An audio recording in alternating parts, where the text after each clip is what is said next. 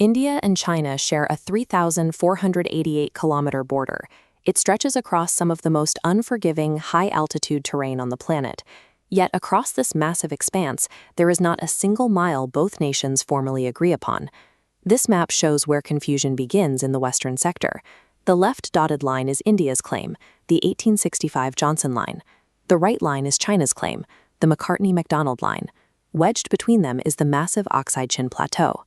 Look into the eastern sector, we see a similar problem. This map highlights the red McMahon Line. It was drawn in 1914 to define the border of what is now the Indian state of Arunachal Pradesh. India accepts this boundary as official law. China completely rejects it, arguing the Tibetan government at the time had no authority to sign international treaties.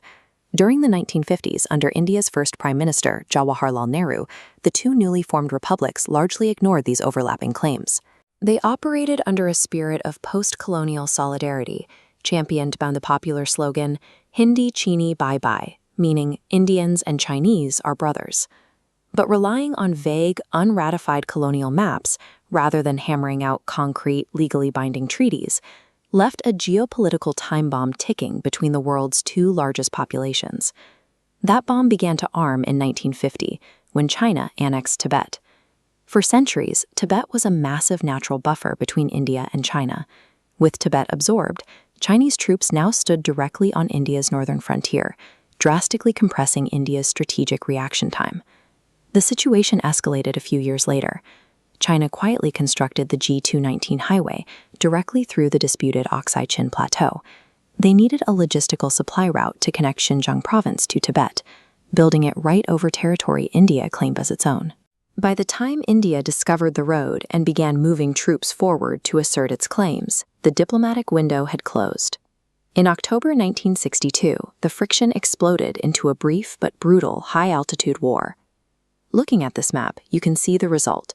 The pink-shaded area marks the 38,000 square kilometers of Aksai Chin that China captured during the 1962 war, an area they continue to hold today. The war was a traumatic defeat for India, shattering the illusion of a peaceful Himalayan brotherhood, and turned a bureaucratic mapping dispute into a highly militarized zone of zero trust.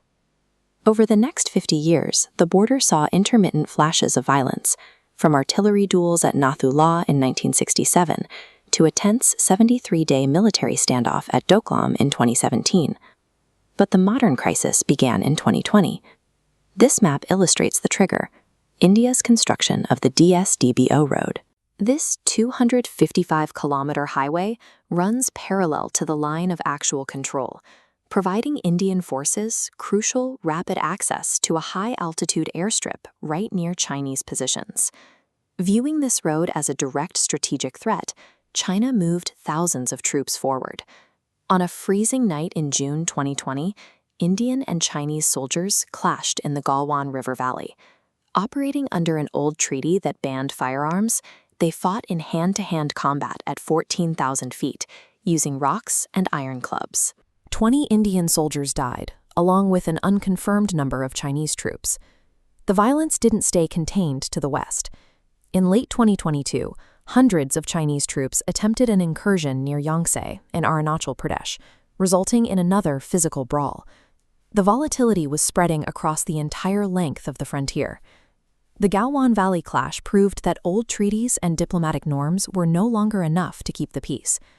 Both sides realized that if they wanted to hold their claims lines, they needed a permanent physical presence right on the edge of the border. Today, both nations are pouring billions into high-altitude infrastructure, turning the border into a battlefield of concrete, tunnels, and demographic engineering. China accelerated a tactic often called salami slicing. They built over 600 xiaokong, or moderately prosperous, villages right along the disputed border.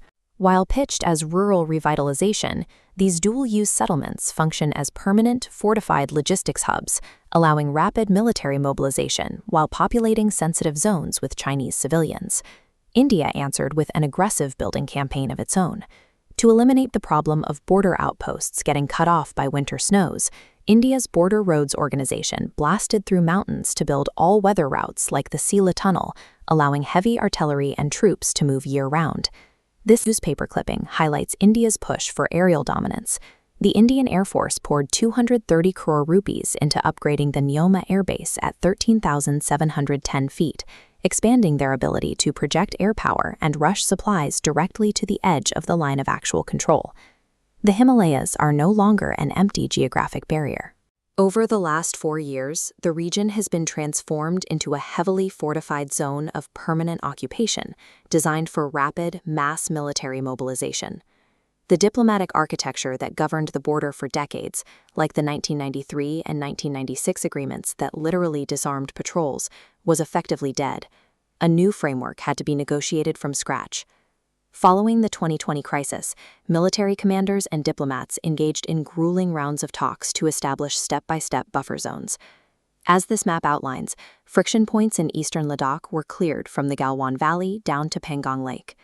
By October 2024, as highlighted in the yellow box, a breakthrough agreement restored pre-2020 patrolling rights at the last remaining points, the Depsang Plains and Demchok. With the military disengagement complete, a broader diplomatic thaw began. Prime Minister Narendra Modi and Chinese President Xi Jinping met at a summit in Russia, and Chinese Foreign Minister Wang Yi visited New Delhi to discuss resuming direct flights, reopening trade routes, and easing visa restrictions.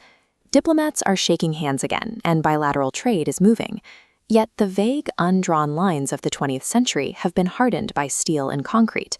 While the border is stable, it remains a landscape of permanent fortresses, a frontier that is quiet but perpetually sensitive.